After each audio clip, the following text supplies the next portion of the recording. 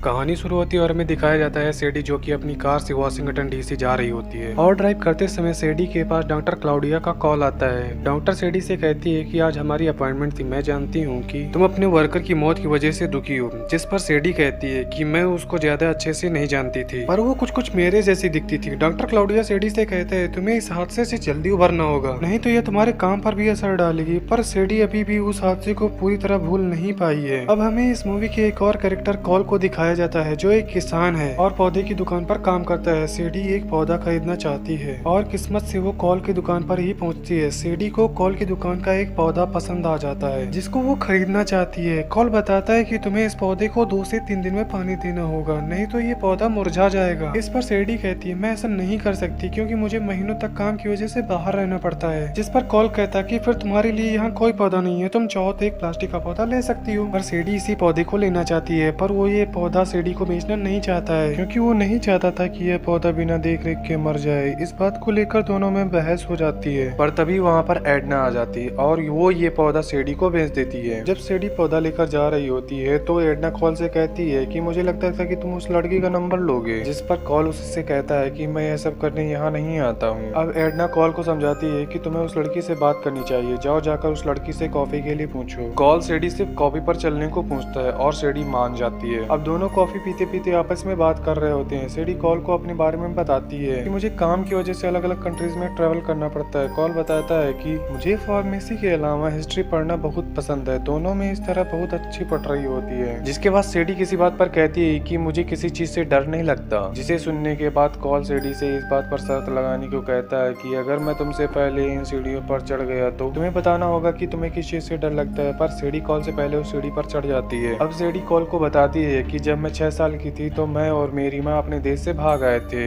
उस वक्त मैं बहुत डरी हुई थी पर मेरी मॉम बहुत स्ट्रॉन्ग थी, मुझे भी अपनी मॉम की जैसा स्ट्रॉन्ग बनना है। मैंने तो उसी दिन तय कर लिया था कि मैं अब कभी नहीं डरूंगी। कॉल कहता है मुझे तुम पर विश्वास है। दोनों मिलकर रात को एक क्लब जाते हैं, वहाँ दोनों ड्रिंक करते हैं और दोनों एक दूसरे की सुख दुख की बातें करते हैं। कॉल और सेडी एक दूसरे की कंपनी को एंजॉय करने लगते हैं। कॉल बहुत खुश था क्योंकि फाइनली उसकी लाइफ में कोई आ गई थी। कॉल घर जाकर अपने पेरेंट्स को सेडी के बारे में बताता है। कॉल सेडी के पीछे बहुत ज्यादा डेस्परेट होता है, वो उसे हर वक्त मैसेज करता रहता है। कॉल को ऐसा करता देख उसके पेरेंट्स उसको समझाते हैं कि तुम्हें उसे हर वक्त ऐसे मैसेज नहीं करना चाहिए। कॉल कहता है ठीक है अब मैं ऐसा नहीं करूंगा, पर फिर भी कॉल सेडी को मैसेज करता रहता है। लेकिन सेडी की तरफ से कोई भी रिप्लाई नहीं आने की वजह से कॉल परेशान हो जाता है। अब उसका मन किसी काम में नहीं लगता। तभी कॉल को याद आता है कि उसका इनहेलर सेडी के पास रह गया है और वह अपने इनहेलर की मदद से सेडी को ट्रैक कर लेता है। दरअसल कॉल अपने इनहेलर में ट्रैकर लगाकर रखता है। इसके बाद उसकी लोकेशन लंदन में दिखाई जाती है पर कॉल कभी भी अपने देश से बाहर नहीं गया था। कॉल की माँ कॉल को समझाती है कि तुम्हें सेडी के पास जाकर उसे सरप्राइज देना चाहिए। कॉल अपनी माँ की बात मानकर लंदन पहुंच जाता है। एयरपोर्ट पर कॉल को कुछ लोग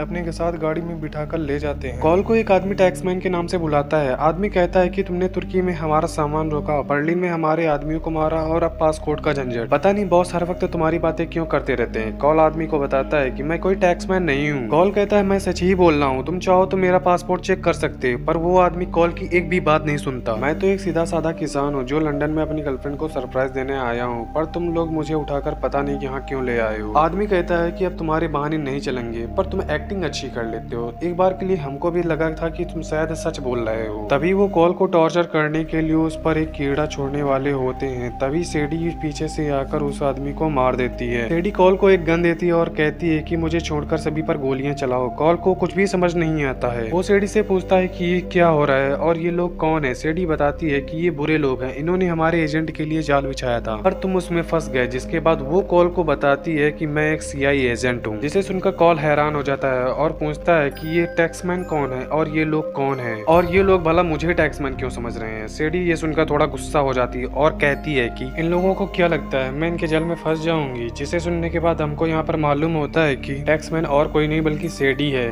जो एक एक करके सभी गुंडों को मार देती है। इसके बाद हमें एक बहुत ही बेहतरीन सीन दिखाया जाता है जिसमें सेडी बस चलाते चलाते गुंडों को मार रही होती है। लेकिन तभी एक गुंडा बस के अंदर आ जाता है जो सेडी को मारने ही वाला होता है, लेकिन तभी कॉल सेडी की जान बचा लेता है। दोनों बचकर उन गुंडों से आगे निकल जाते हैं। आगे कॉल सेडी से कहता है कि तुम झूठी हो। सेडी कहती है कि मैं झूठी नहीं हूँ, मैंने तुमसे ऐसी ऐसी बातें शेयर की हैं जो मैंने आज तक किसी से शेयर नहीं की है। जिस पर कॉल पूछता है कि क्या वाकई में जो तुमने अपने काम के बारे में मुझे बताया था वह सच था। जिस पर सेडी कहती है कि हाँ मैंने तुमसे अपने काम के बारे में झूठ बोला। कॉल सोचता है कि मैं मैं इतना बड़ा बेवकूफ था जो सीडी जैसी झूठी लड़की पर यकीन कर लिया। मुझे तो ऐसा लगता है कि तुम्हारे कोवर्कर वाली कहानी भी झूठी होगी, जिस पर कॉल सीडी को बताता है कि मैंने ही अपने कोवर्कर की जान ली थी क्योंकि वो इन दुश्मनों से मिली हुई थी। आगे दोनों में बहस हो जाती है और कॉल वापस अपने घर जाना चाहता है, लेकिन सीडी कॉल को बताती है कि तुम अब वापस नहीं जा सकते क्योंकि वो लोग तुमको टैक्समैन समझते हैं, इसलिए तुम्हें मेरे साथ चलना होगा। वो दोनों पाकिस्तान जाते हैं जहाँ पर मार्को नाम का एक आदमी मिलता है। वो आदमी कहता है कि गुफा में जो लड़ाई हुई तभी मुझे समझ जाना चाहिए था कि वो तुम हो। जिसके बाद आदमी बताता है कि उन लोगों ने एस्टेक चुराया है। एस्टेक एक ऐसा बायोकेमिकल हथियार है जिसे चुराने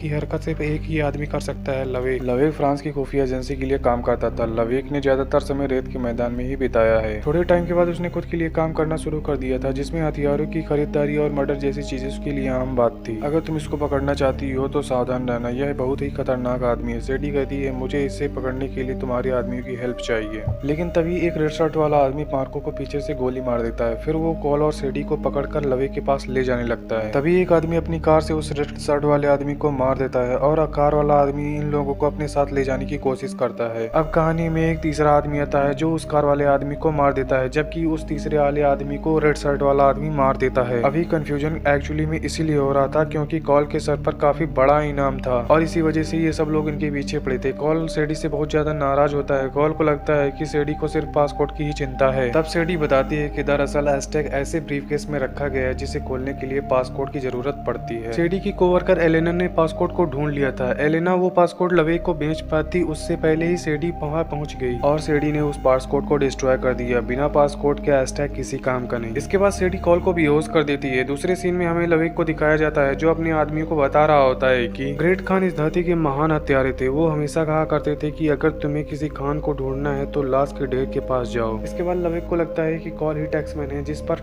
लवेक कहता है कि इस तरह की नाकामी हमारे लिए काफी भारी पड़ सकती है। हमारे काम में अगर कामयाब होते हो तो दौलत और शोहरत मिलती है, अगर नाकामयाब होते हो तो सिर्फ मौत। इसके बाद लवेक कॉल पर $1 बिलियन का इनाम रख देता है। इसके बाद सीन चेंज होता है और हमें दिखाया जाता है कि सीडी ने कॉल को बांध कर लवेक के पास ले आती है। लवेक कॉल को देखकर बोलता है कि तुम हो टैक्समैन, मैं तुम्हारी हालत देखकर समझ सकता हूँ। एक समय में मैं भी ऐसे ही काम किया करता था। काम निकल जाने के बाद CIA हमेशा अपने आदमी को छोड़ देती है। मेरे साथ भी ऐसा ही कुछ हुआ था। छोड़ो, मुझे पासपोर्ट बताओ और अपनी जान बचाओ। सीडी लवेक से कहती है कि जब तक तुम मुझे मेरे इनाम के पैसे देती हो तब तक मैं इस पर नजर रखती हूँ और इस तरह सीडी भी लवेक के आदमियों के साथ प्लेन पर चढ़ जाती है। प्लेन में लवेक के आदमियों को पता चल जाता है कि सीडी और कॉल आपस में मिले हुए हैं। इस वजह से प्लेन में फाइट होने लगती है। फाइट के दौरान सीडी को पेट में चाकू लग जाता है, जिस वजह से अब वो और लड़ाई नहीं कर सकती है, जिसको देखकर कॉल सीडी और एस्टेक वाले ब्रीफकेस को लेकर प्लेन से कूद जाता है। अगले दिन सीडी को ये जानकर बहुत ही अच्छा लगता है कि कॉल ने उसे और ब्रीफकेस दोनों को बचा लिया है। जब लवेक को पता चलता है कि टैक्समैन फिर से भाग गया है तो उसे बहुत ही गुस्सा आ जाता है। उधर दूसरी तरफ कॉल और सीडी फिर से एक दूसरे के करीब आ जाते हैं। अगले दिन उन दोनों की तलाश में CIA और लवेक के आदमी उस जगह पहुंच जाते हैं। अब एक ऐसा सिनेरियो बनता है कि सीडी को लड़ाई के बीच में कॉल और ब्रीफकेस दोनों में से किसी एक को चुनना होता है। वह कॉल को चुनती है। लवेक के आदमी वो ब्रीफकेस ले जाते हैं, जिसके बाद CIA सीडी से पूछताछ करने के लिए उसे अपने साथ ले जाती है। वहाँ पर कॉल को स्क्रीन पर एक पौधा दिखाई देता है, जिसे देखकर कॉल बताता है कि इस पौधे को अमेरिका में कई सालों से उगाया जा रहा है। लोग इसे खाने के लिए उगाते हैं, पर एस्टेक के लोग इसे अपने रिचुअल्स के लिए इस्तेमाल करते हैं। CIA और FBI मिलकर यह डिसाइड करते हैं कि वो पासवर्ड का आधा हिस्सा लवेक को देंगे, जिससे लवेक को CIA पर विश्वास हो जाएगा और उसे पकड़ लेंगे। इस काम में भी उन्हें कॉल की जरूरत थी। कॉल न चाहते हुए भी हाँ बोल देता है। सीडी कॉल को रोकने की कोशिश करती है पर उसका कोई फायदा नहीं होता। दूसरी ओर लवेक के लोगों को CIA का ऑफर मिल जाता है। कॉल लवेक से मिलने उसकी बताई जगह पर पहुंच जाता है। लवेक के लोग CIA के एजेंट को मार देते हैं जो कॉल को गाइड कर रहा था। अब लवेक कॉल के पास आकर पासपोर्ट मांगता है, लेकिन कॉल बातों को गोल गोल घुमाता है, जिस पर लवेक कॉल से कहता है कि तुम मुझे सीधे सीधे पासवर्ड दे रहे हो या मैं अपने तरीके से निकलवाऊं। तभी उन दोनों के बीच सीडी आ जाती है और उनको पता चल जाता है कि सीडी ही असली टैक्समैन है। कॉल तो सिर्फ उसका बॉयफ्रेंड है। सीडी उस ब्रीफकेस को ओपन कर देती है और मिस्टर उतामी उनके अकाउंट में पैसे ट्रांसफर कर देते हैं। तभी मिस्टर उतामी वहाँ पर आ जाते हैं और ब्रीफकेस अपने साथ ले जाते हैं। लवेक के पास उन्हें ब्रीफकेस देने के अलावा और कोई रास्ता नहीं था, इसलिए वो CIA का ऑफर मान लेते हैं। लवेक सीडी को मारने की कोशिश करता है, तभी सीडी जोर से बोलती है कि मिस्टर उतामी ने लवेक के ऊपर इनाम रखा है। इतना सुनने के बाद वहाँ के बाउंटी हंटर लवेक के पीछे पड़ जाते हैं, जिसके बाद हमें एक बार फिर से शानदार लड़ाई का सीन देखने को मिलता है। कॉल लवेक के आदमी को मार देता है, जिसके बाद लवेक सीडी को मारने वाला होता है, पर कॉल एक बार फिर से सीडी की जान बचा लेती है। लवेक को बायोकेमिकल वेपन तो मिल जाता है, लेकिन इस बार सीडी लवेक को मार देती है। सीडी और कॉल साथ मिलकर इस मिशन को कंप्लीट कर लेते हैं और कहानी यहीं खत्म हो जाती है।